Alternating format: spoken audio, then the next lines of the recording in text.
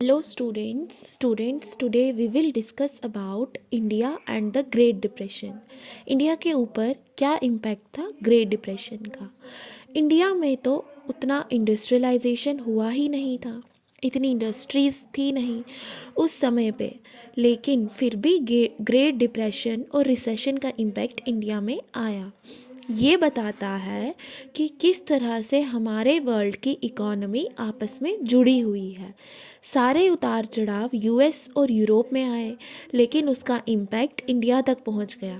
19th century में अगर India की पोजीशन देखें, इंडिया एग्रीकल्चरल गुड्स को एक्सपोर्ट करता था और वहीं हम मैन्युफैक्चर्ड गुड्स इंपोर्ट करते थे।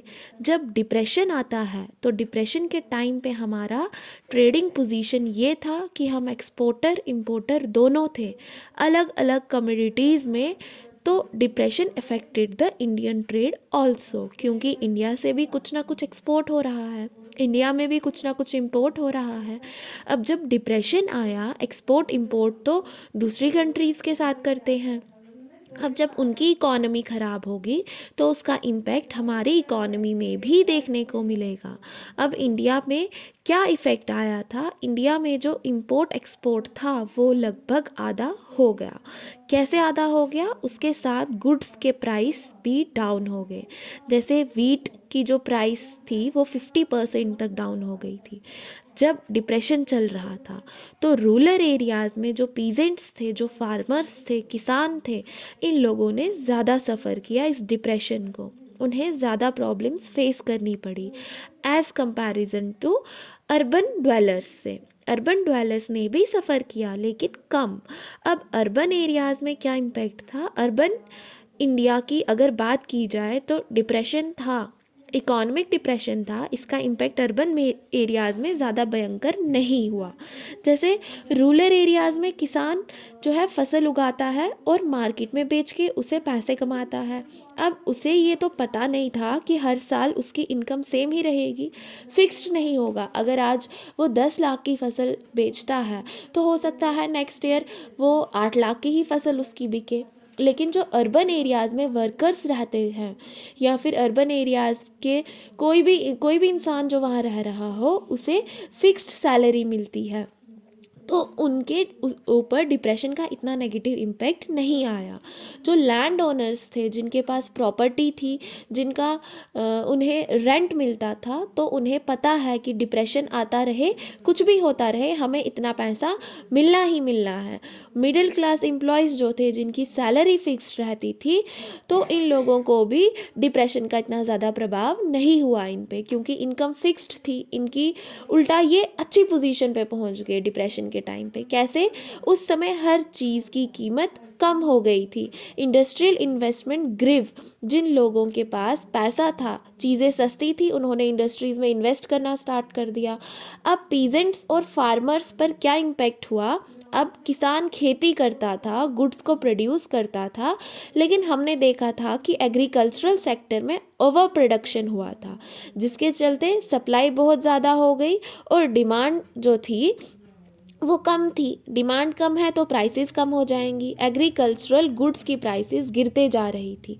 जब प्राइसेस गिरेगी तो फार्मर्स की इनकम भी गिरेगी। कैसे? फार्मर्स अपने गुड्स को बेचते हैं और पैसा कमाते हैं, लेकिन जब उसके गुड्स की कीमत ही नहीं है तो उसके पास पैसा कहाँ से आएगा? लेकिन कॉलोनियल गवर्नमेंट जो थी, उसे तो पैसा चाहिए था, तो colonial government refuse to reduce the revenue demands. Government में बोल दिया कि जितना टैक्स हम पहले ले रहे थे उतना ही टैक्स आपको पे करना पड़ेगा, टैक्स को कम नहीं किया जाएगा। गवर्नमेंट ने तो इससे फार्मर्स क्या हुए? डिस्ट्रेस हो गए। जो पीजेंट्स वर्ल्ड मार्केट के लिए प्रोड्यूस कर रहे थे, मतलब इंटरनेशनल ट्रेड जो होता था और इंडिया से ज़्यादा एग्रीकल्चरल गुड्स एक्सपोर्ट होते थे, जो पीजेंट्स इस तरह से क्रॉप्स प्रोड्यूस करते थे और क्रॉप्स को दूसरी कंट्रीज़ तक पहुंचाते थे, तो उन्हें अपनी क्रॉप्स के जो दाम थे वो नहीं मिल रहे थे और उनकी क्रॉप्स तो अब बिक भी नहीं रही थी, तो पीजेंट्स को बहुत ज़्यादा सफ़र करना पड़ रहा था। यहाँ पे एक एग्जाम्पल हम देख सकते हैं जूट प्रोड्यूसर्स की। जो जूट प्रोड्यूस करते थे, जूट को आप एज ए कंसीडर कीजिए कि एग्रीकल्चरल क्रॉप है, जूट को बाहर के देशों में एक्सपोर्ट किया जाता था। रॉ जूट को फार्मर्स उगाते थे, जूट ग्रो करने के बाद उसे प्रोसेस करते थे, प्रोसेसिंग इंडस्ट्रीज़ में होती थी, प्रोसेसिंग करके गनी बैग्स बनाते थे और उन गनी बैग्स को वर्ल्ड की दूसरी कंट्रीज में एक्सपोर्ट किया जाता था।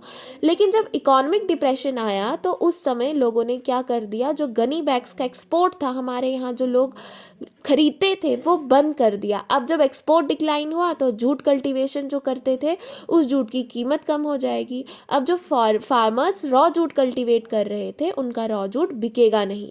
अब जब उनका रॉ जूट नहीं बिक पा रहा है तो वो डिस्ट्रेस में आ जाएंगे, उनके पास पैसा नहीं रहेगा। उसके साथ ही दूसरी प्रॉब्लम थी कि जब फार्मर्स की सिचुएशन बिगड़ गई तो पीजेंट्स ने लोन लेके रखे थे, देवर अंडर द डेप्थ, कर्ज था उन पे, और वो क्या करते थे कि चलो खेती करेंगे, जो जूट ग्रो होगा उस जूट को बेच के पैसा कमाएंगे और लोन चुका देंगे।